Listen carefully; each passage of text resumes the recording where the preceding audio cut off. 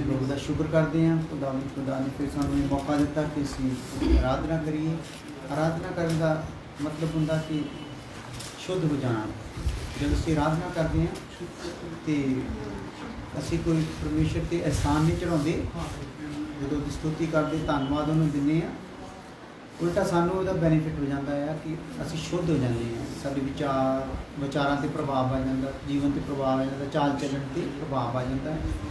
ਸੋ ਸ਼ੁੱਧੀਕਰਨ ਦਾ ਫਿਰ ਗਾਂਹ ਜਾ ਕੇ ਸਿੱਟਾ ਇਹ ਨਿਕਲਦਾ ਕਿ ਸਾਡੇ ਜੀਵਨ 'ਚ ਅਸੀਂ ਤਬਦੀਲੀ ਨੂੰ ਦੇਖਦੇ ਹਾਂ। ਕੁਝ ਗਲਤ ਗੱਲਾਂ ਜਿਹੜੀਆਂ ਸਾਡੇ ਮੂੰਹ 'ਚ ਐਵੇਂ ਗਾਲਾਂ ਖਿਜਾਂ ਜਾਂ ਕੁਛ ਇੱਦਾਂ ਦਾ ਹੁੰਦਾ ਰਹਿੰਦਾ ਹੈ, ਜਦੋਂ ਅਸੀਂ ਆਰਾਧਨਾ ਕਰਦੇ ਧੋ ਜਾਂਦੇ ਅਤੇ ਫਿਰ ਸਾਨੂੰ ਪਤਾ ਲੱਗ ਜਾਂਦਾ ਕਿ ਇਹ ਚੀਜ਼ ਗਲਤ ਹੈ ਅਤੇ ਸਾਡਾ ਕੰਟਰੋਲ ਹੋਣਾ ਸ਼ੁਰੂ ਹੋ ਜਾਂਦਾ। ਵਚਨ ਦੁਆਰਾ ਵੀ ਪਰਮੇਸ਼ਰ ਧੋ ਦਿੰਦਾ ਆ, ਬਾਣੀ ਦੇ ਦੁਆਰਾ ਵੀ ਧੋ ਦਿੰਦਾ ਆ, ਆਰਾਧਨਾ ਦੁਆਰਾ ਵੀ ਧੋ ਦਿੰਦਾ ਹੈ। ਸੋ ਪਰਮੇਸ਼ਰ ਕੋ ਆਉਣਾ ਹੈ ਮਤਲਬ ਕਿ ਸ਼ੁੱਧ ਹੋ ਜਾਣਾ ਹੈ। ਕਿਉਂਕਿ ਅਸੀਂ ਪਾਪ ਦੇ ਕਾਰਨ ਮੈਲੇ ਹੋ ਗਏ ਔਰ ਪ੍ਰਭੂ ਜਦੋਂ ਸਾਨੂੰ ਆਪਣੇ ਕੋਲ ਬੁਲਾਉਂਦਾ ਉਹਦਾ ਕੰਮ ਇਹੀ ਆ ਕਿ ਅਸੀਂ ਸ਼ੁੱਧ ਹੋ ਜਾਈਏ। ਉਹਦੀ ਚਾਹਤ ਇਹੀ ਆ ਕਿ ਜਿੱਦਾਂ ਦਾ ਮੈਂ ਪਵਿੱਤਰ ਹਾਂ ਉੱਦਾਂ ਦੀ ਤੁਸੀਂ ਵੀ ਪਵਿੱਤਰ ਹੋ ਜਾਓ। ਸ਼ੁਕਰ ਹੋਵੇ। ਸੋ ਮੈਂ ਤੁਹਾਨੂੰ ਕੁਝ ਤਸਵੀਰਾਂ ਪਹਿਲੇ ਵੀ ਦਿਖਾਈਆਂ ਸੀ, ਦੇਖੋ ਧਿਆਨ ਨਾਲ।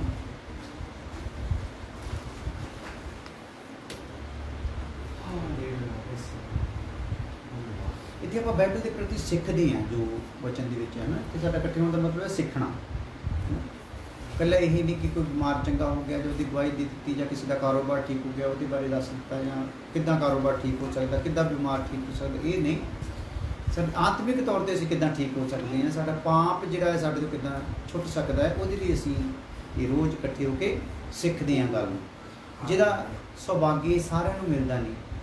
ਇਹ ਜਿਹੜਾ ਨਸੀਬ ਸਾਰਿਆਂ ਦੇ ਨਸੀਬ ਦੇ ਵਿੱਚ ਹੁੰਦਾ ਨਹੀਂ ਕਿ ਰੱਬ ਦੀ ਚਰਨਾਂ ਦੇ ਵਿੱਚ ਬੈਠ ਕੇ ਉਹਦੀ ਬਾਣੀ ਨੂੰ ਸੁਣਨਾ। ਮੈਂ ਤਸਵੀਰਾਂ ਦਿਖਾਈ ਥੋੜ੍ਹਾ ਦਿਖਾ ਕੇ ਫਿਰ ਅੱਗੇ ਆਪਾਂ ਵੱਧਦੇ ਹਾਂ।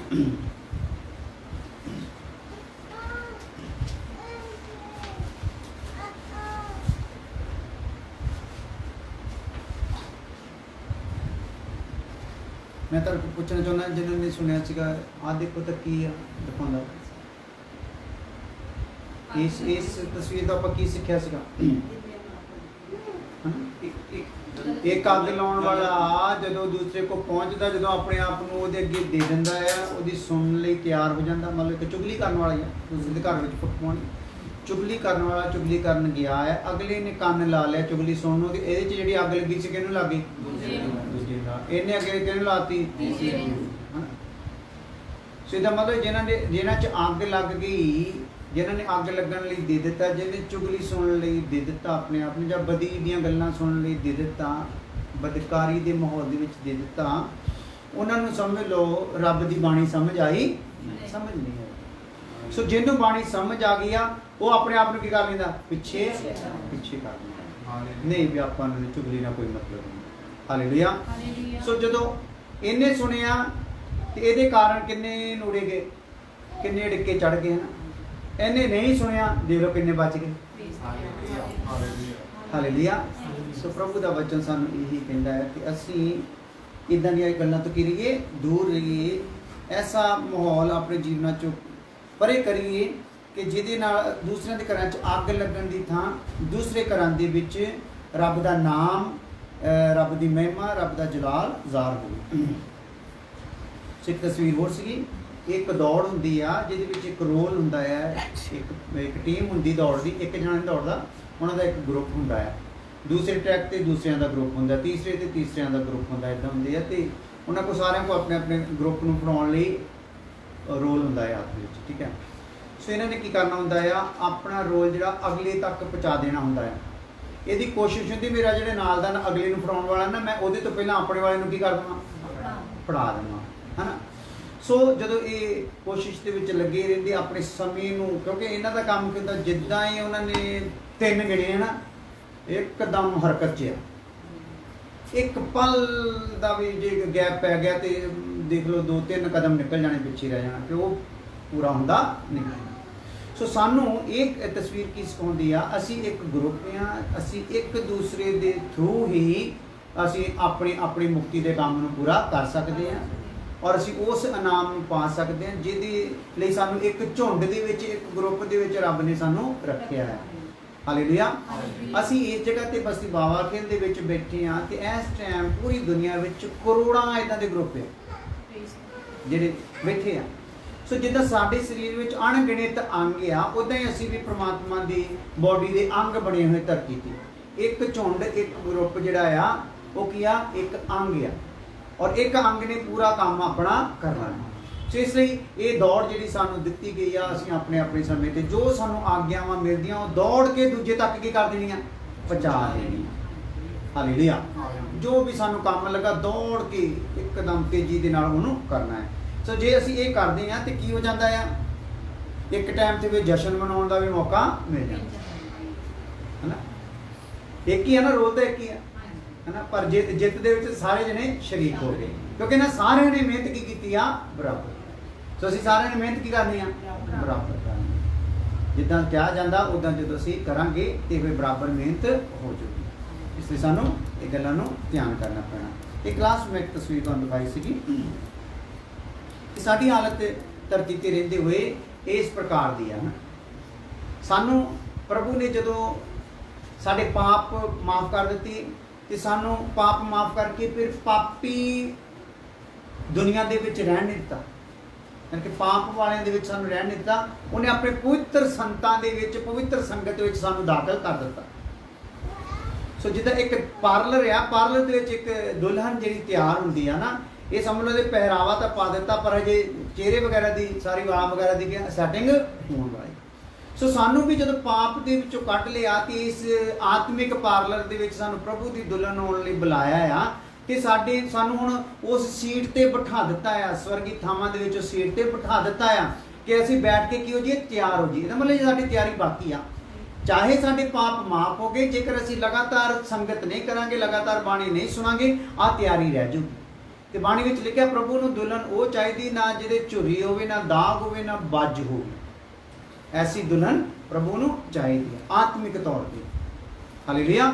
ਸੋ ਉਹਦੇ ਲਈ ਸਾਨੂੰ ਕੀ ਕਰਨਾ ਪੈਣਾ ਆ, ਜਿੱਦਾਂ ਇਹ ਲੜਕੀ ਹੁਣ ਬਹਿ ਗਈ ਹੈ ਸੀਟ ਤੇ ਹੁਣ ਬੈਠੇ ਬੈਠੇ ਫਿਰ ਇਹਦੀ ਜਦੋਂ ਤਿਆਰੀ ਚੱਲੀ ਤੇ ਤਿਆਰੀ ਦੇ ਵਿੱਚ ਕੀ ਹੋ ਗਿਆ ਇਹਦੇ ਹਾਲਤ। ਹੁਣ ਇੱਧਰ ਦੇਖੋ ਤੇ ਇੱਧਰ ਦੇਖੋ, ਕੀ ਆ, ਹੈਗੀ ਇੱਕੋ ਹੀ ਆ ਪਰ ਤਿਆਰ ਕਰ ਦਿੱਤੀ ਗਈ ਆ। ਹਾਲੇਲੂਇਆ। ਤਿਆਰ ਕਰ ਦਿੱਤੀ ਗਈ ਹੈ। ਸੋ ਸਾਡੀ ਹਾਲਤ ਜਦੋਂ ਆਉਂਦੇ ਆ ਉਸ ਟਾਈਮ ਬੇਢੰਗੇ ਜਿਹੇ ਹੀ ਆ ਜੇ, ਯਾਨੀ ਕਿ ਸਿਰਫ ਪਾਪ ਹੀ ਮਾਫ ਹੋਏ ਆ, ਰੂਪ ਬਣਨਾ ਆ ਜਾਏਗੀ ਭਲਾ। ਹਾਲੇਲੂਇਆ। ਮਾਂ ਦੀ ਕੁੱਖ ਦੇ ਵਿੱਚ 9 ਮਹੀਨੇ ਵਿੱਚ ਇੱਕ ਰੂਪ ਬਣਦਾ। ਪਹਿਲੇ ਦਿਨ ਹੀ ਰੂਪ ਬਣਦਾ, ਪਹਿਲੇ ਦਿਨ ਕੁਝ ਵੀ ਨਹੀਂ ਹੁੰਦਾ, ਕੋਈ ਰੂਪ ਢੰਗ ਹੁੰਦਾ ਨਹੀਂ। ਸੋ ਜਦੋਂ ਅਸੀਂ ਵੀ ਸੰਗਤੀ ਵਿੱਚ ਆਉਂਦੇ ਆ, ਰੱਬ ਦੀ ਸੰਗਤ ਵਿੱਚ, ਜਦੋਂ ਸਾਡੇ ਪਾਪ ਮਾਫ ਹੁੰਦੇ, ਪ੍ਰਮਾਤਮਾ ਦੇ ਘਰ ਵਿੱਚ ਸਾਨੂੰ ਬੈਠਣ ਦਾ ਸੁਭਾਗ ਮਿਲਦਾ, ਅਸੀਂ ਵੀ ਬੇਢੰਗੇ ਹੁੰਦੇ ਪਰ ਇੱਕ ਟਾਈਮ ਸਾਡਾ ਰੂਪ ਕਿੱਦਾਂ ਦਾ ਬਣਦਾ ਜਾਂਦਾ, ਉਸੇ ਪ੍ਰਭੂ ਦੇ ਬਣਦਾ। ਹਾਲੇਲੂਇਆ। ਸੋ ਇਹ 20-25 ਦਿਨ ਪਾ ਕੇ ਮੈਂ ਫਿਰ ਤੁਹਾਨੂੰ ਪੁੱਛਣਾ ਇਹਦਾ ਕੀ ਮਤਲਬ ਹੈ, ਤਾਂ ਕਿ ਤੁਹਾਨੂੰ ਸਮਝ ਆ ਜਾਵੇ। ਹਾਲੇਲੂਇਆ। ਸੋ ਦੂਸਰਾ ਆਪਾਂ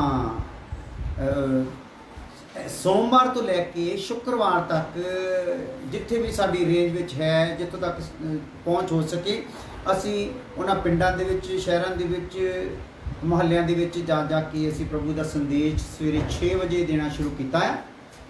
ਔਰ ਸਵੇਰ ਵੀ ਅਸੀਂ ਜਾ ਰਹੇ ਹਾਂ। ਇਲਾਕਾ ਅਸੀਂ ਅਨਾਉਂਸ ਨਹੀਂ ਕਰਾਂਗੇ, ਉਹ ਬਾਅਦ ਵਿੱਚ ਲਿਖ ਦਿੱਤਾ ਜਾਊਗਾ। ਹਾਲੇਲੂਇਆ। ਕਿਉਂਕਿ ਸ਼ੈਤਾਨ ਨੂੰ ਮੌਕਾ ਨਹੀਂ ਦੇਣਾ। ਹਾਲੇਲੂਇਆ। ਪਰ ਤੁਹਾਨੂੰ ਇਹ ਦੱਸ ਦਿੱਤਾ ਜਾਣਾ ਹੈ ਵੀ 6 ਵਜੇ ਅਸੀਂ ਉੱਥੇ ਪਹੁੰਚਣਾ ਹੈ। ਉਹ ਜਗ੍ਹਾ ਤੇ ਪਹੁੰਚਣਾ, ਅਗਰ ਕੋਈ ਤੁਹਾਡੇ 'ਚ ਪਹੁੰਚ ਸਕਦਾ ਹੈ, ਨਹੀਂ ਤਾਂ ਤੁਸੀਂ ਆਪਣੇ ਘਰ ਦੇ ਵਿੱਚ ਬੈਠ ਕੇ ਫੇਸਬੁੱਕ ਤੇ ਲਾਈਵ ਉਹਨੂੰ ਸੁਣ ਸਕਦੇ ਆ ਔਰ ਦੁਆ ਕਰ ਸਕਦੇ ਔਰ ਉਹਨੂੰ ਸ਼ੇਅਰ ਵੀ ਕਰ ਸਕਦੇ ਆ। ਹਾਲੇਲੂਇਆ। ਸੋ ਆਈਏ ਆਪਾਂ ਥੋੜੀ ਦੇਰ ਪ੍ਰਭੂ ਦੇ ਵਚਨ ਵੱਲ ਮਨਨ ਕਰਦੇ ਹਾਂ। ਅੱਜ ਦੇ ਲਈ ਆਪਾਂ ਇੱਕ ਪਿਛਲੇ ਕਾਫੀ ਸਾਲ ਪਹਿਲਾਂ ਇਸ ਵਿਸ਼ੇ ਨੂੰ ਦੇਖਿਆ ਸੀਗਾ, ਸਬਜੈਕਟ ਨੂੰ, ਕਿ ਜਿਹੜਾ ਜਦੋਂ ਕੋਈ ਇਨਸਾਨ ਪ੍ਰਭੂ ਵੱਲ ਮੁੜਦਾ ਆ ਤੇ ਉਹਦੇ ਨਾਲ ਕੀ ਹੁੰਦਾ। ਸਮਝਦੇ?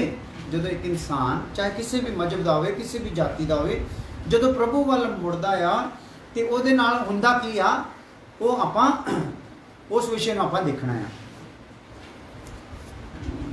ਥੋੜਾ ਪੱਤਰ ਕਿਸੇ ਨੇ ਵੀ ਨਾ ਇੱਕ ਦੂਸਰੇ ਨਾਲ ਜੋੜ ਕੇ ਨਹੀਂ ਪੈਣਾ, ਧਿਆਨ ਰੱਖੋ। ਬਬਲੀ ਮੈਡਮ ਜੀ ਤੁਸੀਂ ਵੇਖੋ। काफ़ी अगे आ जाओ, जुड़ के ना बच्चे बैठो, सारे जने खुला खुला बैठना सारे, एक अद्धा जना इधर भी आ सकता है। सो ध्यान दिए बस, ਜਦੋਂ ਕੋਈ ਰੱਬ ਵੱਲ ਬੰਦਾ ਫਿਰਦਾ ਆ ਤੇ ਕੀ ਹੁੰਦਾ, ਜਦੋਂ ਮੈਂ ਉਹਦੇ ਲਈ ਇੱਕ ਮਿਸਾਲ ਦਿੱਤੀ ਸੀ, ਜਦੋਂ ਅਸੀਂ ਇੱਕ ਕਾਰ ਚਲਾਉਂਦੇ ਜਾਂ ਗੱਡੀ ਚਲਾਉਂਦੇ ਆ ਤੇ ਗੱਡੀ ਸਟਾਰਟ ਹੋ ਜਾਂਦੀ ਆ ਤੇ ਉਹ ਚੱਲਣੀ ਸ਼ੁਰੂ ਹੋ ਜਾਂਦੀ, ਸਾਡੇ ਮਨ 'ਚ ਹੁੰਦਾ ਗੱਡੀ ਕੀ ਹੋ ਰਹੀ ਹੈ, ਭਲਾ ਚੱਲ ਰਹੀ ਆ, ਪਰ ਸਾਨੂੰ ਇਹ ਨਹੀਂ ਪਤਾ ਗੱਡੀ ਦੀ ਕਿਹੜਾ ਕਿਹੜਾ ਪੁਰਜਾ ਕਿਹੜੀ ਕਿਹੜੀ ਹਰਕਤ ਕਰਕੇ ਗੱਡੀ ਨੂੰ ਕੀ ਕਰ ਰਿਹਾ ਆ, ਚਲਾ ਰਿਹਾ। ਹਾਲੇਲੂਇਆ। ਸੋ ਇਹੀ ਕੰਡੀਸ਼ਨ ਸਾਡੀ ਵਿੱਚ ਹੈ, ਜਦੋਂ ਅਸੀਂ ਰੱਬ ਵੱਲ ਮੁੜਦੇ ਆ ਕਿਤੇ ਇਕੱਲਾ ਪਾਪ ਹੀ ਨਹੀਂ ਮਾਫ ਹੁੰਦਾ। ਹਾਲੇਲੂਇਆ। ਉਹਦੇ ਨਾਲ ਬਹੁਤ ਸਾਰੇ ਕੰਮ ਹੁੰਦੇ ਆ ਜਿਨ੍ਹਾਂ ਨੂੰ ਜਾਣਕਾਰੀ ਸਾਨੂੰ ਹੋਣਾ ਜ਼ਰੂਰੀ ਆ। ਤੁਹਾਨੂੰ ਪਤਾ ਵੀ ਜਿਹੜੇ ਗੱਡੀ ਚਲਾਉਂਦੇ ਰਹਿੰਦੇ, ਜਿਹੜੇ ਗੱਡੀ ਘਰ 'ਚ ਰੱਖਦੇ ਆ, ਉਹਨਾਂ ਨੂੰ ਗੱਡੀ ਦੇ ਕਈ ਪੁਰਜਿਆਂ ਦੇ ਨਾਮ ਵੀ ਚੇਤੇ ਹੋ ਜਾਂਦੇ, ਹੈ ਨਾ। ਟਾਇਰ ਟੂਬਾਂ ਤਾਂ ਸਾਰੇ ਜਾਣਦੇ ਹੁੰਦੇ ਆ, ਹੈ ਨਾ। ਚੈਸੀ ਦੇ ਬਾਰੇ ਵੀ ਸਾਰੇ ਜਾਣਦੇ ਹੁੰਦੇ, ਵਿਚਲੇ ਕਈ ਪਾਰਟ ਹੁੰਦੇ ਜਿਨ੍ਹਾਂ ਦੇ ਨਾਮਾਂ ਦਾ ਪਤਾ ਨਹੀਂ ਹੁੰਦਾ, ਪਰ ਜਿੱਦਾਂ ਜਿੱਦਾਂ ਫਿਰ ਖਰਾਬੀਆਂ ਪੈਂਦੀਆਂ, ਪੁਰਜੇ ਬਦਲਾਉਣੇ ਆ ਤੇ ਉਹਦਾ ਵੀ ਪਤਾ ਲੱਗਦਾ ਜਾਂਦਾ, ਆਹ ਪੁਰਜਾ। ਸੋ ਇਸੇ ਪ੍ਰਕਾਰ ਕੁਝ ਪੁਰਜੇ ਆ ਜਿਹੜੇ ਹਰਕਤ ਵਿੱਚ ਆ ਜਾਂਦੇ ਆ, ਫੇਰ ਹੀ ਗੱਡੀ ਚੱਲਦੀ। ਇੱਕ ਵੀ ਪੁਰਜਾ ਵਿੱਚੋਂ ਮਿਸਟੇਕ ਕਰ ਜਾਵੇ ਤੇ ਗੱਡੀ ਕੀ ਹੋ ਜਾਂਦੀ ਹੈ, ਚੱਲਣ 'ਚ ਖਰਾਬੀ ਹੋ ਜਾਂਦੀ ਹੈ, ਹੈ ਨਾ। ਸੋ ਜਿੱਦਾਂ ਸਾਨੂੰ ਉਹ ਪੁਰਜਿਆਂ ਦੀ ਜਾਣਕਾਰੀ ਹੁੰਦੀ ਤੇ ਸਾਨੂੰ ਗੱਡੀ ਚਲਾਉਣੀ ਆਸਾਨ ਹੁੰਦੀ ਹੈ। ਸਾਨੂੰ ਗੱਡੀ ਦੀ ਆਵਾਜ਼ ਤੋਂ ਪਤਾ ਲੱਗ ਜਾਂਦਾ ਕਿਹੜੇ ਪੁਰਜੇ 'ਚ ਕੀ ਤਕਲੀਫ ਆ, ਕਿਹੜੇ ਟਾਇਰ 'ਚ ਕਿੰਨੀ ਹਵਾ, ਸਾਨੂੰ ਉਹ ਚੱਲਦੇ ਚੱਲਦੇ ਪਤਾ ਲੱਗ ਜਾਂਦਾ।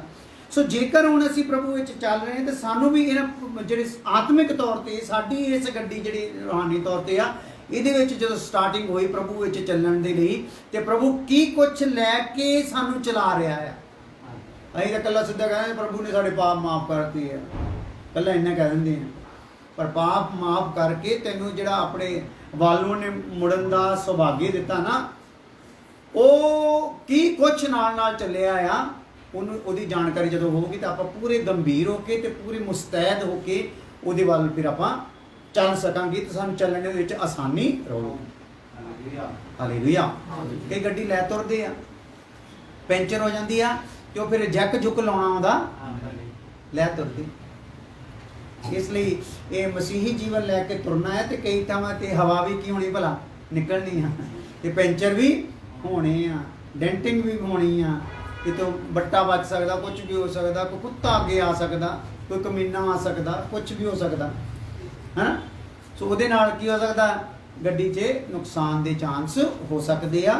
ਤੇ ਉਹਦੇ 'ਚ ਆਪਾਂ ਕੀ ਕਰਾਂਗੇ, ਜਦੋਂ ਸਾਨੂੰ ਸਾਰੀ ਟ੍ਰੇਨਿੰਗ ਸਹੀ ਤਰੀਕੇ ਨਾਲ ਹੋਊਗੀ ਤੇ ਮਸੀਹੀ ਸਫ਼ਰ ਸਾਡਾ ਹੈ ਨਾ ਵਧੀਆ ਤਰੀਕੇ ਨਾਲ ਚੱਲ ਸਕੋ। ਕਿਉਂਕਿ ਸਾਡਾ ਸਫ਼ਰ ਜਿਹੜਾ ਨਾ ਇੱਥੋਂ ਲੈ ਕੇ ਅਮਰੀਕਾ ਤੱਕ ਦਾ ਨਹੀਂਗਾ, ਕਿਉਂਕਿ ਕੈਨੇਡਾ ਤੋਂ ਗਾਂਹ ਹੋਰ ਕੋਈ ਦੇਸ਼ ਹੈਗਾ ਨਹੀਂਗਾ।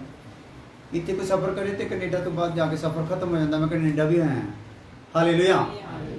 ਸੋ ਸਫ਼ਰ ਕਰ ਲਿਆ ਇੱਥੇ ਦਾ ਵੀ, ਪਰ ਸਾਡਾ ਜਿਹੜਾ ਸਫ਼ਰ ਆ ਇੱਥੋਂ ਧਰਤੀ ਦੇ ਇੱਕ ਬੰਨੇ ਤੋਂ ਦੂਸਰੇ ਬੰਨੇ ਤੱਕ ਨਹੀਂਗਾ। ਸਾਡਾ ਸਫ਼ਰ ਜਿਹੜਾ ਇਸ ਧਰਤੀ ਤੋਂ ਲੈ ਕੇ ਉੱਪਰਲੇ ਅਸਮਾਨ ਨੂੰ ਚੀਰਦੇ ਹੋਏ ਤੀਸਰੇ ਸਵਰਗ ਤੱਕ ਦਾ ਆ। ਕਿੱਥੋਂ ਤੱਕ ਦਾ ਆ? ਜਿੱਥੇ ਸਾਡਾ ਸਵਾਮੀ ਹੈ, ਜਿੱਥੇ ਸਾਡਾ ਪਰਮੇਸ਼ਰ ਹੈ, ਸਾਡਾ ਸਫ਼ਰ ਉੱਥੋਂ ਤੱਕ ਦਾ ਆ। ਤੇ ਇਸ ਲਈ ਸਾਨੂੰ ਏਡਾ ਲੰਬਾ ਸਫ਼ਰ ਤੈਅ ਕਰਨਾ ਆ ਕਿ ਸਾਨੂੰ ਆਪਣੇ ਮਸੀਹੀ ਜੀਵਨ ਨੂੰ ਬਹੁਤ ਬਰੀਕੀ ਦੇ ਨਾਲ ਦੇਖਣਾ ਪੈਣਾ ਹੈ। ਹਾਲੇਲੂਇਆ। ਵੀ ਸਾਡੇ ਘਰ ਵਿੱਚ ਆਏ ਆ, ਕਿਤੇ ਕੋਈ ਫੋਟੋ ਦੇਖਦੀ ਤੁਹਾਨੂੰ ਕੋਈ ਨਿਸ਼ਾਨ ਕੋਈ ਦਿਸਦਾ, ਕੋਈ ਅਸੀਂ ਕੋਈ ਈਸਾਈ ਬਣ ਗਏ ਜਾਂ ਫਲਾਨਾ ਹੋ ਗਿਆ ਜਾਂ ਫਲਾਨਾ ਜਾਂ, ਹੈ ਨਾ। ਅਸੀਂ ਉਸ ਪ੍ਰਭੂ ਨੂੰ ਮੰਨਦੇ ਹਾਂ ਜਿਹਦੀ ਤਸਵੀਰ ਬਣਾਈ ਜਾ ਸਕਦੀ ਨਹੀਂ, ਜਿਹਦੀ ਕੋਈ ਮੂਰਤ ਬਣਾਈ ਜਾ ਸਕਦੀ ਨਹੀਂ। ਹਾਲੇਲੂਇਆ। ਔਰ ਉਹ ਪਰਮੇਸ਼ਰ ਨੇ ਸਾਡੇ ਤੇ ਰਹਿਮ ਕੀਤਾ ਤੇ ਸਾਡੇ ਅੰਦਰ ਆਪਣੇ ਪਾਕ ਰੂਹ ਨੂੰ ਭੇਜਿਆ ਤੇ ਬਾਣੀ ਦੇ ਬੀਜ ਨੂੰ, ਸ਼ਬਦ ਨੂੰ ਸਾਡੇ ਅੰਦਰ ਭੇਜਤਾ ਕਿ ਸਾਡੇ ਅੰਦਰ ਉਹਦਾ ਰੂਪ ਬਣ ਜਾਏ। ਹਾਲੇਲੂਇਆ। ਇਸ ਲਈ ਸਾਨੂੰ ਉਹਦੇ ਰੂਪ ਦੇ ਵਿੱਚ ਬਣ ਕੇ ਹੀ ਸਫ਼ਰ ਅਗਲਾ ਤੈਅ ਕਰ ਸਕਦੇ ਹਾਂ। ਜਿਹਦੇ 'ਚ ਰੂਪ ਬਣ ਗਿਆ, ਯਿਸੂ ਮਸੀਹ ਆਉਣ ਵਾਲੇ ਆ। ਮੈਂ ਉਹ ਪਿਛਲੇ ਵਿਸ਼ੇ ਨੂੰ ਕਿਉਂ ਸਟਾਪ ਕਰ ਰਿਹਾ ਹਾਂ ਕਿ ਕਾਫੀ ਲੋਕ ਹੁਣ ਨਵੇਂ ਜੁੜ ਰਹੇ ਆ, ਫੇਸਬੁੱਕ ਦੇ ਥਰੂ ਵੀ ਇੱਥੇ ਵੀ ਆਉਣਾ ਸ਼ੁਰੂ ਹੈ, ਤੇ ਤਾਂ ਕਿ ਕੁਝ ਲੋਕਾਂ ਨੂੰ ਮੁੱਢਲੀਆਂ ਗੱਲਾਂ ਵੀ ਸਮਝ ਆ ਜਾਣ। ਹਾਲੇਲੂਇਆ। ਕਿਉਂਕਿ ਉਹ ਜਿੱਥੇ ਆਪਾਂ ਪਹੁੰਚੇ ਬਹੁਤ ਜ਼ਿਆਦਾ ਡੀਪ ਆ, ਇਹਨਾਂ ਨੂੰ ਕੁਝ ਵੀ ਸਮਝ ਨਹੀਂ ਆਉਣਾ ਸੀ ਜੇਕਰ ਉਹ ਗੱਲਾਂ ਨੂੰ ਕਵਾਂਗੇ। ਹਾਲੇਲੂਇਆ। ਸੋ ਆਓ, ਜਦੋਂ ਇੱਕ ਇਨਸਾਨ ਪਰਮੇਸ਼ਰ ਵੱਲ ਮੁੜਦਾ ਆ, ਇੱਕ ਇਨਸਾਨ, ਚਾਹੇ ਉਹ ਹਿੰਦੂ ਵੀ ਹੋ ਸਕਦਾ, ਮੁਸਲਮਾਨ ਵੀ, ਸਿੱਖ ਵੀ, ਈਸਾਈ ਵੀ, ਕੋਈ ਵੀ, ਬੁੱਧਿਸਟ ਹੋ ਸਕਦਾ, ਜਿੰਨੇ ਵੀ ਮਜ਼ਹਬ ਪੰਥ ਪਾਏ ਜਾਂਦੇ, ਜਦੋਂ ਕੋਈ ਪਰਮੇਸ਼ਰ ਵੱਲ ਮੁੜਦਾ ਆ, ਹਾਲੇਲੂਇਆ। ਕਿਉਂਕਿ ਪਰਮੇਸ਼ਰ ਤਾਂ ਜਗਤ ਵਿੱਚ ਬਹੁਤ ਕਹਾਉਂਦੇ ਆ, ਪਰ ਇੱਕੋ ਸੱਚਾ ਪਰਮੇਸ਼ਰ ਕਿੰਨੇ ਆ? ਸੱਚਾ ਪਰਮੇਸ਼ਰ ਇੱਕ ਹੀ ਆ, ਕਹਾਉਂਦੇ ਬਹੁਤ ਆ। ਮਾਨਤਾ ਦੁਨੀਆ ਬਹੁਤ ਪਰਮੇਸ਼ਰਾਂ ਦੀ ਕਰਦੀ ਆ, ਪਰ ਜਿਹੜਾ ਸਾਡਾ ਸ੍ਰਿਸ਼ਟੀਕਰਤਾ, ਜਿਹੜਾ ਸਾਨੂੰ ਸਾਹ ਦਿੰਦਾ ਹੈ, ਜਿਹਨੇ ਸਾਡਾ ਲੇਖਾ ਕਰਨਾ ਹੈ, ਜਿਹਨੇ ਸਾਡੇ ਲਈ ਜਾਨ ਦਿੱਤੀ, ਜਿਹੜਾ ਸਾਨੂੰ ਫਿਰ ਸਵਰਗ ਦੇ ਵਿੱਚ ਵਾਪਸ ਲੈ ਜਾਣਾ ਚਾਹੁੰਦਾ ਆ, ਉਹ ਸੱਚਾ ਪਰਮੇਸ਼ਰ ਕਿੰਨੇ ਆ? ਇੱਕ ਹੀ ਆ। ਹਾਲੇਲੂਇਆ। ਮੈਂ ਉਸ ਪਰਮੇਸ਼ਰ ਵੱਲ ਮੁੜਨ ਦੀ ਗੱਲ ਕਰਦਾ, ਕਿਉਂਕਿ ਉਹਦੇ ਨੂੰ ਮੁੜਨਗੇ ਤੇ ਫੇਰ ਹੀ ਬਾਕੀ ਪੁਰਜੇ ਸੈੱਟ ਹੋਣੇ, ਨਹੀਂ ਤਾਂ ਪੁਰਜੇ ਸੈੱਟ ਹੁੰਦੇ ਨਹੀਂ। ਭਗਤੀ ਵੀ ਕਰਦੇ ਨੇ ਤੇ ਗਾਲਾਂ ਵੀ ਕੱਢਦੇ ਨੇ, ਭਗਤੀ ਵੀ ਕਰਦੇ ਨੇ, ਕ੍ਰੋਧ ਵੀ ਕਰਦੇ ਨੇ, ਭਗਤੀ ਵੀ ਕਰਦੇ ਨੇ, ਪੁੱਠੇ ਕੰਮ ਵੀ ਕਰਦੇ ਨੇ, ਭਗਤੀ ਵੀ ਕਰਦੇ ਨੇ ਤੇ ਡੀਜੇ ਅੱਗੇ ਵੀ ਨੱਚਦੇ ਨੇ, ਤੇ ਭਗਤੀ ਵੀ ਕਰਦੇ ਨੇ, ਸੰਸਾਰਿਕ ਰੀਤੀ ਰਿਵਾਜ ਵੀ ਪੂਰੇ ਕਰਦੇ ਰਹਿੰਦੇ ਆ। ਜਦੋਂ ਮਤਲਬ ਸੱਚੇ ਪਰਮੇਸ਼ਰ ਦੇ ਨਾਲ ਵਾਹ ਪੈ ਗਿਆ ਨਾ, ਫਿਰ ਇਹ ਕੰਮ ਹੋ ਸਕਦੇ ਨਹੀਂ। Hallelujah, hallelujah. ਇਸ ਲਈ ਇਹ ਗੱਲਾਂ ਨੂੰ ਧਿਆਨ ਕਰਨਾ ਹੈ। ਜਦੋਂ ਪਰਮੇਸ਼ਰ ਵੱਲ ਕੋਈ ਮੁੜਦਾ ਕੀ ਹੁੰਦਾ ਆ? ਪਹਿਲੀ ਗੱਲ ਦੇਖ ਲਓ, ਜਦੋਂ ਕੋਈ ਪਰਮੇਸ਼ਰ ਵੱਲ ਮੁੜਦਾ ਆ ਤਾਂ ਕੀ ਹੁੰਦਾ ਹੈ? ਅੱਜ ਦਾ ਵਿਸ਼ਾ ਹੈ ਸਾਡਾ ਇਹ, ਜਦੋਂ ਕੋਈ ਪਰਮੇਸ਼ਰ ਵੱਲ ਮੁੜਦਾ ਆ ਤਾਂ ਕੀ ਹੁੰਦਾ ਆ? ਪਹਿਲੀ ਗੱਲ ਨੰਬਰ 1, ਪਰਮੇਸ਼ਰ ਦੀ ਕਿਰਪਾ ਤੱਕ ਪਹੁੰਚ ਹੁੰਦੀ ਆ। ਕਿਤੋਂ ਤੱਕ? ਕਿਰਪਾ ਦੇ ਬਾਰੇ ਪਿਛਲੇ ਐਤਵਾਰ ਵੀ ਦੇਖਿਆ ਸੀਗਾ, ਪਰ ਉਹ ਕੁਝ ਹੋਰ ਹਿੱਸੇ ਸੀਗੇ। ਜਦੋਂ ਕੋਈ ਇਨਸਾਨ ਪਰਮੇਸ਼ਰ ਵੱਲ ਮੁੜਦਾ ਆ ਤੇ ਕੀ ਹੋ ਜਾਂਦਾ ਵੀ ਉਹਨੂੰ? ਪਰਮਾਤਮਾ ਦੀ ਕਿਰਪਾ ਤੱਕ ਉਹਦੀ ਕੀ ਹੋ ਜਾਂਦੀ? ਪਹੁੰਚ ਹੋ ਜਾਂਦੀ। ਹਾਲੇਲੂਇਆ। ਪਰਮਾਤਮਾ ਦੀ ਕਿਰਪਾ ਦੇ ਬਾਰੇ ਮੈਂ ਤੁਹਾਨੂੰ ਦੱਸਿਆ ਸੀ। ਦਇਆ ਜਿਹੜੀ ਰੱਬ ਦੀ ਆ, ਉਹ ਸਾਡੇ ਪਾਪ ਨੂੰ ਮਾਫ ਕਰਦੀ ਆ। ਜਿਹੜਾ ਦਇਆ ਦਾ ਗੁਣ ਆ, ਜਿਹੜਾ ਰੱਬ ਦਾ ਦਇਆ ਦਾ ਗੁਣ ਆ, ਉਹ ਕੀ ਕਰਦਾ ਆ? ਹਾਂ, ਤੁਹਾਨੂੰ ਪਤਾ ਆਪਣੀ ਸਰਕਾਰ ਆ, ਹਿੰਦੁਸਤਾਨ ਦੀ ਸਰਕਾਰ ਆ, ਹਿੰਦੁਸਤਾਨ ਦੀ ਸਰਕਾਰ ਦੇ ਵਿੱਚ ਮੰਤਰਾਲੇ ਅਲੱਗ-ਅਲੱਗ ਆ, ਹਨਾ? ਅਲੱਗ-ਅਲੱਗ ਮੰਤਰਾਲੇ ਹੈਗੇ। ਸਿੱਖਿਆ ਦਾ ਮੰਤਰਾਲੇ ਵੱਖਰਾ ਆ, ਰੇਲਵੇ ਦਾ ਮੰਤਰਾਲੇ ਵੱਖਰਾ ਹੈ ਨਾ, ਬਿਜਲੀ ਦਾ ਵੱਖਰਾ, ਜਿੰਨੇ ਵੀ ਪਾਏ ਜਾਂਦੇ ਉੱਚ ਵੀ ਮੰਤਰਾਲੇ ਰੱਖੇ ਜਾਂਦੇ। ਉਹਨਾਂ ਤੇ ਮੰਤਰੀ ਨਿਰਧਾਰਿਤ ਕੀਤੇ ਜਾਂਦੇ ਆ। ਮੁੱਖ ਮੰਤਰੀ ਇੱਕ ਹੁੰਦਾ, ਮੇਨ ਮੰਤਰੀ ਜਿਹੜਾ, ਉਹਨਾਂ ਦੇ ਵਿੱਚ ਵੀ ਗਾਂ ਅੱਗੇ ਉਹਨਾਂ ਨੂੰ ਸੌਂਪੇ ਜਾਂਦੇ ਆ ਪ੍ਰਧਾਨਗੀਆਂ, ਕਿ ਉਸ ਮੰਤਰਾਲੇ ਨੂੰ ਕੀ ਕੀਤਾ ਜਾਣਾ? ਚਲਾਇਆ ਜਾਣਾ। ਹਾਲੇਲੂਇਆ। ਸੋ ਅਨੁਗ੍ਰਹਿ ਤੱਕ ਜਿਹੜੀ ਸਾਡੀ ਪਹੁੰਚ ਆ, ਪਰਮੇਸ਼ਰ ਦੀ ਕਿਰਪਾ ਤੱਕ ਜਿਹੜੀ ਸਾਡੀ ਪਹੁੰਚ ਆ, ਉਹ ਹੋ ਜਾਂਦੀ ਆ। ਕਦੋਂ ਹੋ ਜਾਂਦੀ? ਜਦੋਂ ਇੱਕ ਇਨਸਾਨ ਕੀ ਹੁੰਦਾ ਆ? ਪਰਮੇਸ਼ਰ ਵੱਲ ਨੂੰ ਮੁੜਦਾ ਆ। ਹਾਲੇਲੂਇਆ। ਸੋ ਮੈਂ ਕਹਿ ਰਿਹਾ ਸੀ, ਦਇਆ ਜਿਹੜੀ ਰੱਬ ਦੀ ਆ, ਉਹਦੇ ਕਾਰਨ ਸਾਡੇ ਪਾਪ ਕੀ ਜਾਂਦੇ? ਮਾਫ ਹੋ ਜਾਂਦੇ। ਤੁਸੀਂ ਚੇਤਾ ਰੱਖਣਾ, ਕਦੀ ਵੀ ਕਿਸੇ ਨਾਲ ਵੀ ਗੱਲ ਕਰਦੇ ਆ ਦਇਆ ਦੇ ਬਾਰੇ, ਰੱਬ ਦੀ ਦਇਆ ਦੇ ਬਾਰੇ, ਕਿਉਂਕਿ ਮਨੁੱਖਾਂ ਦੀ ਜਿਹੜੀ ਦਇਆ ਬਾਣੀ 'ਚ ਲਿਖਿਆ, ਇਹ ਸਵੇਰ ਦੇ ਬੱਦਲਾਂ ਵਰਗੀ ਆ। ਸਵੇਰੇ ਸਵੇਰੇ ਨਜ਼ਰ ਆਉਂਦੇ, ਬਾਅਦ 'ਚ ਨਜ਼ਰ ਆਉਂਦੇ ਹੀ ਨਹੀਂ। ਸੋ ਪਰਮਾਤਮਾ ਦੀ ਦਇਆ ਇਦਾਂ ਦੀ ਨਹੀਂ, ਉਹ ਸਦਾ ਕਾਇਮ ਰਹਿੰਦੀ, ਅਟਲ ਆ। ਸੋ ਪਰਮੇਸ਼ਰ ਦੀ ਦਇਆ ਦੇ ਕਾਰਨ ਸਾਡੇ ਪਾਪ ਮਾਫ ਹੁੰਦੇ ਆ, ਔਰ ਕਿਰਪਾ ਦੇ ਕਾਰਨ ਸਾਨੂੰ ਉਹ ਥਾਂ ਮਿਲ ਜਾਂਦਾ ਜਿਹਦੇ ਅਸੀਂ ਲਾਇਕ ਨਹੀਂ। ਆਇਆ ਜੀ, ਕਿੱਥੋਂ ਤੱਕ ਪਹੁੰਚ ਹੋਗੀ? ਵੀ ਸਾਡੀ ਉਹ ਜਗ੍ਹਾ ਤੱਕ ਪਹੁੰਚ ਹੋ ਜਾਂਦੀ ਆ ਕਿਰਪਾ ਦੇ ਨਾਲ, ਕਿ ਸਾਨੂੰ ਉਹ ਥਾਂ ਮਿਲ ਰਿਹਾ ਜਿਹਦੇ ਅਸੀਂ ਲਾਇਕ ਨਹੀਂ ਸੀ। ਸੋ ਇੱਥੇ ਆ ਕੇ ਆਪਣੇ ਹਿੰਦੁਸਤਾਨ ਦਾ ਪ੍ਰਾਈਮ ਮਿਨਿਸਟਰ ਜਿਹੜਾ ਆ ਮੋਦੀ, ਇੱਥੇ ਬੈਠਣ ਦੇ ਲਾਇਕ ਨਹੀਂ। Hallelujah, hallelujah. ਕੋਈ ਵੀ ਧਨੀ ਇਨਸਾਨ, ਕੋਈ ਵੀ ਗੁਣੀ ਗਿਆਨੀ ਇਨਸਾਨ ਇੱਥੇ ਬੈਠਣ ਦੇ ਲਾਇਕ ਨਹੀਂ, ਜਿੰਨੀ ਦੇਰ ਤੱਕ ਉਹਦਾ ਪਾਪ ਮਾਫ ਹੁੰਦਾ ਨਹੀਂ, ਜਿੰਨੀ ਦੇਰ ਤੱਕ ਉਹਦੇ ਤੇ ਰਹਿਮ ਹੁੰਦਾ ਨਹੀਂ। ਸੋ ਜਿਹਦੇ ਤੇ ਰਹਿਮ ਹੋ ਗਿਆ, ਉਹਨੂੰ ਇੱਥੇ ਪ੍ਰਮਾਤਮਾ ਕੀ ਕਰ ਦਿੰਦਾ? ਬਿਠਾ ਦਿੰਦਾ ਆ। ਉਹ ਥਾਂ ਸਾਨੂੰ ਦੇ ਦਿੱਤੀ। ਇਹ ਕਲੀਸਿਆ ਜਿਹਨੂੰ ਸੰਗਤੀ ਕਹਿੰਦੇ ਆ, ਇਹ ਪ੍ਰਮਾਤਮਾ ਦਾ ਧਰਤੀ ਤੇ ਰੱਖਿਆ ਇੱਕ ਸਵਰਗ ਦਾ ਥਾਂ ਹੈ। ਕੀ ਹੈ ਜੀ? ਧਰਤੀ ਤੇ ਰੱਖਿਆ ਹੈ ਇੱਕ ਸਵਰਗ ਆ, ਧਰਤੀ ਤੇ ਰੱਖਿਆ ਹੈ ਇੱਕ ਅਦਨ ਦਾ ਬਾਗ ਆ, ਜਿਹਦੇ ਚ ਖੁਦਾ ਨੇ ਸਾਨੂੰ ਪਾਪ ਮਾਫ ਕਰਕੇ ਇਹਦੇ ਵਿੱਚ ਰੱਖ ਦਿੱਤਾ ਹੈ। ਹਾਲੇਲੂਇਆ। ਇਸ ਲਈ ਵਚਨ ਚ ਲਿਖਿਆ, ਉਹ ਮੈਨੂੰ ਰੂੜੀ ਤੋਂ ਚੱਕਦਾ ਆ ਤੇ ਪਤਵੰਤਿਆਂ ਵਿੱਚ ਕੀ ਕਰ ਦਿੰਦਾ ਆ? ਬਿਠਾ ਦਿੰਦਾ। ਇੱਥੇ ਪ੍ਰਮਾਤਮਾ ਨੇ ਸਾਨੂੰ ਕਿਹਨਾਂ ਚ ਬਿਠਾਇਆ ਆ? ਪਤਵੰਤਿਆਂ ਚ। ਪਤਵੰਤਿਆਂ ਦਾ ਮਤਲਬ ਕੀ ਆ? ਜਿਹਦੇ ਤੇ ਪ੍ਰਮਾਤਮਾ ਦੀ ਦਇਆ ਹੋਈ, ਜਿਹੜੇ ਪ੍ਰਮਾਤਮਾ ਦੇ ਰਹਿਮ ਦੇ ਵਿੱਚ ਆ ਗਏ ਆ, ਜਿਹੜੇ ਉਹਦੇ ਕਹਿਰ ਤੋਂ ਕੀ ਹੋ ਗਏ ਆ? ਬਚ ਗਏ ਆ, ਜਿਨ੍ਹਾਂ ਦੇ ਪਾਪ ਮਾਫ ਕੀਤੇ ਗਏ ਆ, ਉਹ ਇਨਸਾਨ ਆ। Hallelujah, hallelujah. ਦੁਨੀਆ ਪੱਤ ਵਾਲੇ ਸਮਝਦੀ ਆ, ਯਾਨੀ ਕਿ ਦੁਨੀਆ ਵਿੱਚ ਕੋਈ ਦੁਨਿਆਵੀ ਤੌਰ ਤੇ ਜਿਹੜੇ ਪੱਤ ਵਾਲੇ ਲੋਕ ਆ, ਦੁਨਿਆਵੀ ਤੌਰ ਤੇ ਜਿਹੜੀ ਪੱਤ ਆ, ਉਹ ਸਮਝ ਲਓ ਮਿੱਟੀ ਦੀ ਆ, ਮਿੱਟੀ ਦੀ ਆ। ਉਹ ਮਿੱਟੀ ਦੇ ਆ ਤੇ ਮਿੱਟੀ ਵਿੱਚ ਮਿਲ ਜਾਣੇ ਆ। ਪਰ ਪ੍ਰਮਾਤਮਾ ਦਾ ਰਹਿਮ ਹੋਇਆ, ਉਹਦੀ ਕਿਰਪਾ ਹੋਈ ਆ ਕਿ ਹੁਣ ਅਸੀਂ ਮਿੱਟੀ ਵਿੱਚ ਮਿਲਣਾ ਨਹੀਂ। ਹਾਲੇਲੂਇਆ। ਅਸੀਂ ਜਦੋਂ ਇਸ ਧਰਤੀ ਤੋਂ ਜਾਣਾ ਮਿੱਟੀ ਵਿੱਚ ਮਿਲਣਾ ਨਹੀਂ।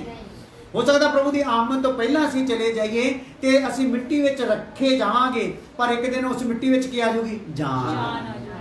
ਹਾਲੇਲੂਇਆ। ਕਿਉਂਕਿ ਜਿਹੜੇ ਪਹਿਲਾਂ ਮਰ ਜਾਣਗੇ ਉਹਨਾਂ 'ਚ ਜਾਨ ਪੈ ਜਾਊਗੀ, ਜਿਹੜੇ ਜੀਂਦੇ ਹੋਣਗੇ ਉਹਨਾਂ ਦੇ ਬਦਨ ਬਦਲ ਜਾਣਗੇ, ਉਹਨਾਂ ਦੇ ਜਿਸਮ ਕੀ ਹੋ ਜਾਣੇ? ਸਵਰਗੀ ਜਿਸਮ ਉਹਨਾਂ ਨੂੰ ਮਿਲ ਜਾਣੇ ਆ। ਐਸੀ ਵੱਡੀ ਆਸ਼ਾ ਦੇ ਨਾਲ ਅਸੀਂ ਇੱਥੇ ਬੈਠੇ ਹਾਂ। ਸੋ ਜਿਹੜਾ ਇੱਕ ਇਨਸਾਨ ਪਰਮੇਸ਼ਰ ਵੱਲ ਮੁੜਦਾ ਆ, ਉਹਦੇ ਤੇ ਕੀ ਹੁੰਦਾ? ਪਹਿਲੀ ਗੱਲ ਕੀ ਹੋ ਜਾਂਦੀ ਉਹਦੇ ਨਾਲ? ਕਿਰਪਾ ਤੱਕ, ਪਰਮੇਸ਼ਰ ਦੀ ਕਿਰਪਾ ਤੱਕ ਉਹਦੀ ਕੀ ਹੋ ਜਾਂਦੀ ਆ? ਪਹੁੰਚ ਹੋ ਜਾਂਦੀ ਆ। ਸੋ ਸਾਡੀ ਸਾਰਿਆਂ ਦੀ ਪਹੁੰਚ ਕਿੱਥੋਂ ਤੱਕ ਹੋ ਗਈ ਵੀ? ਪਰਮੇਸ਼ਰ ਦੀ ਕਿਰਪਾ। ਸਾਨੂੰ ਇਹ ਨਹੀਂ ਕਹਿਣ ਦੀ ਲੋੜ ਵੀ ਸਾਡੀ ਪਹੁੰਚ ਜਿਹੜੀ ਮੋਦੀ ਤੱਕ ਆ, ਸੋਨੀਆ ਗਾਂਧੀ ਤੱਕ ਆ, ਕਿੱਥੋਂ ਤੱਕ ਆਉਂਗੇ? ਪਰਮੇਸ਼ਰ। ਹੋ ਸਕਦਾ ਹੈ ਸੋਨੀਆ ਗਾਂਧੀ ਮੁੱਕਰ ਜੇ, ਹਾਲੇਲੂਇਆ। ਹੋ ਸਕਦਾ ਤੁਸੀਂ ਸੋਨੀਆ ਗਾਂਧੀ ਪਿੱਟਦੇ ਹੋ ਤੇ ਉਹਨੂੰ ਪਰ ਤੁਹਾਡਾ ਨਾਮ ਨਾ ਚੇਤਾ ਹੋਵੇ, ਪਰ ਬਾਣੀ ਚ ਲਿਖਿਆ ਤੁਹਾਡੀਆਂ ਤਸਵੀਰਾਂ ਉਹਨਾਂ ਨੇ ਕਿੱਥੇ ਉਕਰਿਆ ਪਿਆ? ਹਰ ਟਾਈਮ ਕਿੱਥੇ ਆਏ? ਨਜ਼ਰ ਦੇ ਸਾਹਮਣੇ ਆ। ਹਾਲੇਲੂਇਆ। ਅਸਲ ਚ ਕੇਲੇ ਟਕਵਾਉਣਾ ਕੀ ਸੀਗਾ? ਸਾਡੀਆਂ ਤਸਵੀਰਾਂ ਉਕਰੀਆਂ ਗਈਆਂ, ਸਾਡੇ ਚਿਹਰੇ ਸਾਹਮਣੇ ਰਹਿੰਦੇ ਪ੍ਰਮਾਤਮਾ ਦੇ। ਹਾਲੇਲੂਇਆ।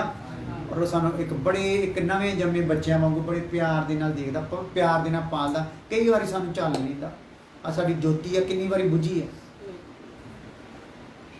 ਫਿਰ ਜਦੋਂ ਆਪਣਾ ਪੂਰਾ ਕਰ ਲੈਂਦੇ ਝੱਸ ਜਿਹਾ ਦੁਨਿਆਵੀ ਤੌਰ ਤੇ, ਬਾਅਦ 'ਚ ਫਿਰ ਇਹਨੂੰ ਪ੍ਰਭੂ ਦੀ ਯਾਦ ਆ ਜਾਂਦੀ, ਫਿਰ ਪ੍ਰਭੂ ਵੱਲ ਖਿੱਚੀ ਆਉਂਦੀ। ਹਾਲੇਲੂਇਆ। ਇੱਕ ਟਾਈਮ ਆਪਣੇ ਘਰ ਵਾਲੇ ਤੋਂ ਡਰਦੀ ਨਹੀਂ ਆਉਂਦੀ ਹੁੰਦੀ, ਤੇ ਇੱਕ ਵਾਰੀ ਫਿਰ ਘਰ ਵਾਲਾ ਵੀ ਕਹਿੰਦਾ ਜਾ ਭੈਣਾ ਜਾ, ਉੱਥੇ ਠੀਕ ਹੈ। ਹਾਲੇਲੂਇਆ। ਕਿੱਦਾਂ ਹੀ ਜੋਤੀ? ਹਾਲੇਲੂਇਆ। ਹਾਲੇਲੂਇਆ। ਸੋ ਇਹ ਕਿਰਪਾ ਹੈ ਪ੍ਰਭੂ ਕੀ ਹੈ ਜੀ? ਕਿਰਪਾ ਹੈ ਜੋਤੀ ਕਿ ਤੂੰ ਫਿਰ ਦੁਬਾਰਾ ਆਈ ਆ। ਹਾਲੇਲੂਇਆ। ਤੇ ਕੱਲੀ ਨਹੀਂ ਆਈ, ਹੋਰਾਂ ਨੂੰ ਵੀ ਲੈ ਕੇ ਆਈ। ਪ੍ਰਭੂ ਨੇ ਆਪਣਾ ਕੰਮ ਕਰ ਲਿਆ। ਤੂੰ ਬੇਵਫਾ ਹੋਈ ਪਰ ਉਹ ਵਫਾਦਾਰ ਰਿਹਾ ਹੈ।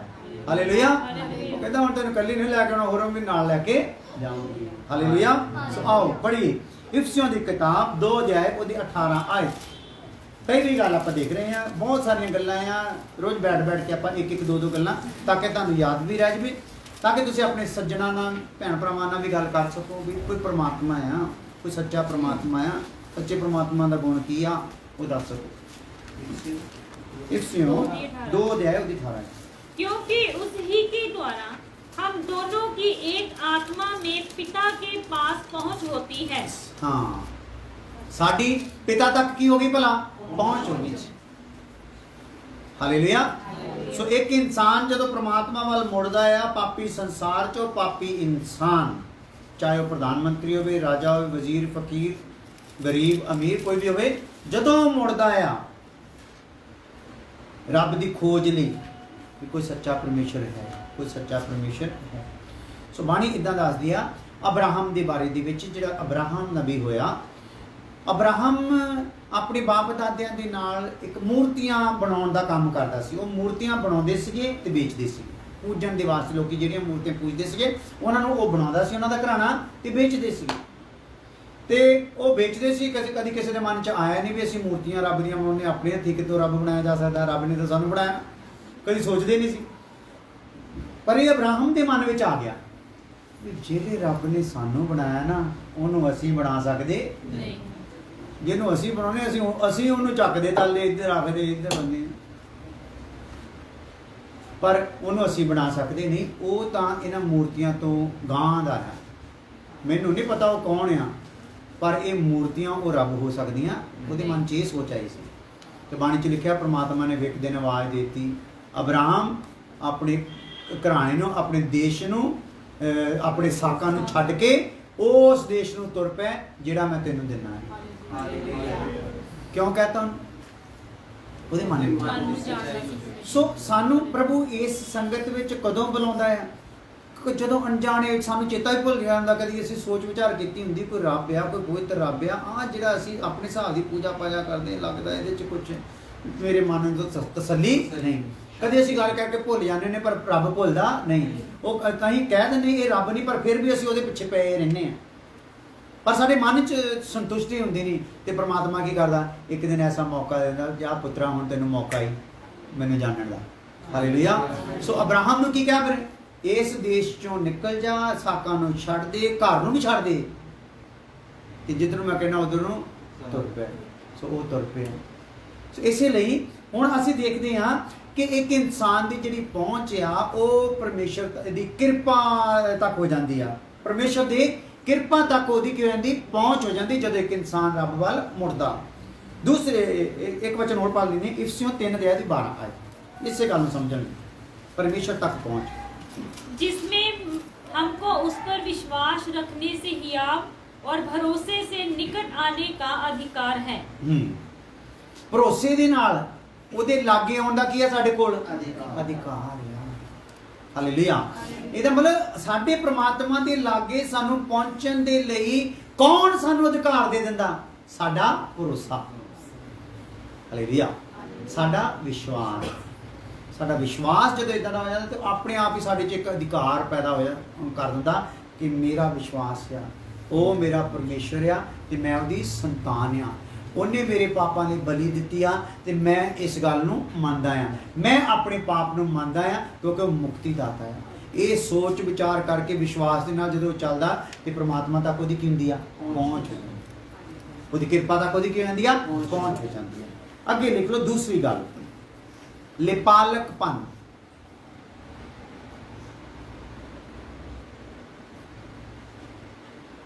ਲਿਪਾਲਕਪਨ ਦਾ ਜਿਹੜਾ ਅਰਥ ਜਿਹੜਾ ਲੈ ਕੇ ਪਾਲਿਆ ਨਹੀਂ, ਉਹ ਥੋੜਾ ਜਿਹਾ ਸਿਸਟਮ ਹੈ। ਲਿਪਾਲਕਪਨ ਦਾ ਮਤਲਬ ਆ ਉਹਦੀ ਸੰਤਾਨ ਹੋ ਜਾਣਾ। ਠੀਕ ਹੈ ਜੀ, ਬ੍ਰੈਕਟ ਵਿੱਚ ਲਿਖ ਲਓ ਸੰਤਾਨ ਹੋ ਜਾਣਾ। ਜਦੋਂ ਇਨਸਾਨ ਮੁੜਦਾ ਹੈ ਕਿਰਪਾ ਤੱਕ ਪ੍ਰਮਾਤਮਾ ਦੀ ਪਹੁੰਚ ਹੁੰਦੀ ਉਹਦੀ, ਤੇ ਨਾਲ ਕੀ ਬਣ ਜਾਂਦਾ ਆ? ਸੰਤਾਨ। ਉਹਦੀ ਸੰਤਾਨ ਬਣ ਜਾਂਦਾ ਹੈ। ਮੈਂ ਮੇਰੀ ਸੰਤਾਨ ਲੈ ਕੇ ਪਾਲੇ ਹੋਏ ਨੂੰ ਮੈਂ ਮੇਰੀ ਸੰਤਾਨ ਨਹੀਂ ਕਹਿ ਸਕਦਾ, ਕਿਉਂਕਿ ਲੈ ਕੇ ਪਾਲਿਆ ਹੋਇਆ ਪੁਰਾਣੇ ਨਿਯਮ ਦੇ ਵਿੱਚ, ਪੁਰਾਣੇ ਸਮੇਂ ਦੇ ਵਿੱਚ ਲੈ ਕੇ ਪਾਲਿਆ ਹੋਇਆ ਨਾ, ਅੱਬਾ ਨਹੀਂ ਸੀ ਕਹਿ ਸਕਦਾ।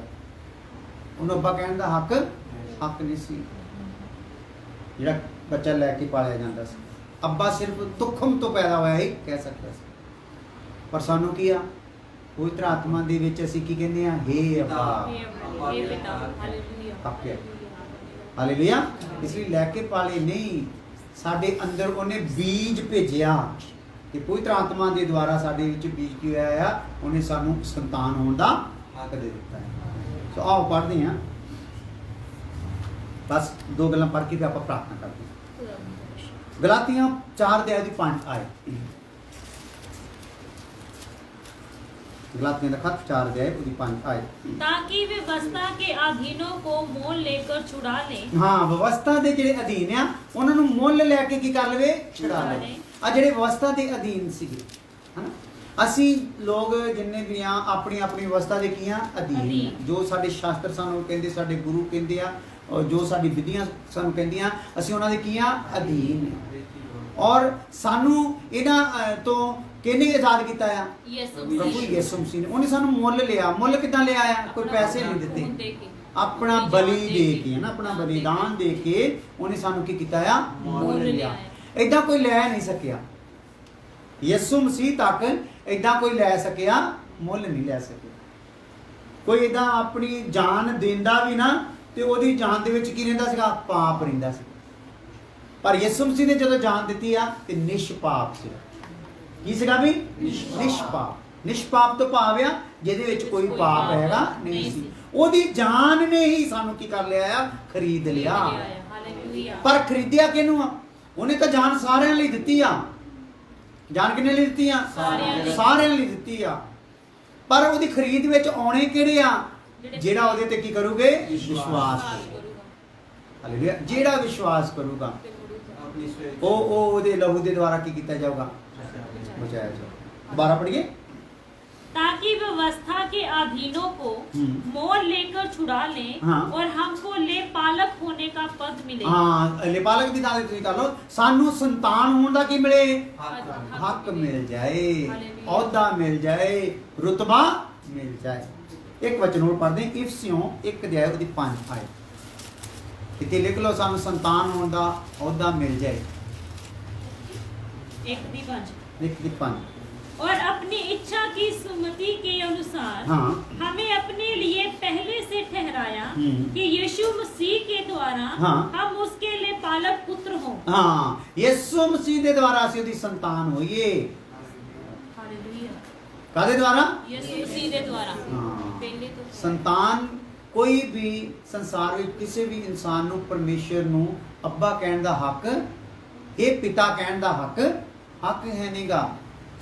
ਤੇ ਜੇਕਰ ਕੋਈ ਕਹਿੰਦਾ ਵੀ ਆ ਅਣਜਾਣੇ ਦੇ ਵਿੱਚ ਤੇ ਪਿਤਾ ਉਹਨੂੰ ਹੱਕ ਦਿੰਦਾ, ਉਹਨੂੰ ਕਬੂਲ ਕਰਦਾ ਨਹੀਂ।